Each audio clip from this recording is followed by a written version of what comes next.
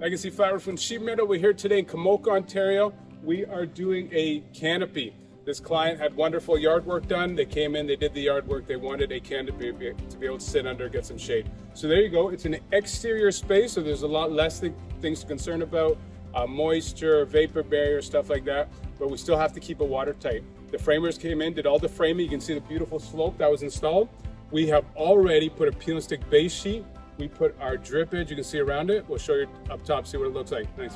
We've done most of the cap sheet, as you can see, but I'll show you the base sheet. So this is our detail for a roof like this. We have the plywood framing, the flashing, and the cap sheet. In this instance, when you have a holding up the siding, so in the winter when we have snow and ice up here, we don't want it built up and getting behind. Make sure the membrane is to the facade. Now the siding is going to go back on and probably watertight that.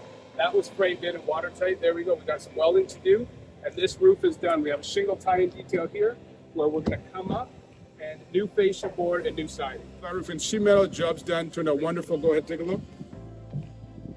Simple job, but it's the detailings that matter. Plus, you have some windows on the outside looking down on the roof. You want it to look nice. Match the color system. We put a 2-ply base and cap system on here with exterior trim flashing, tied in a shingle roof, as well as a vinyl siding roof.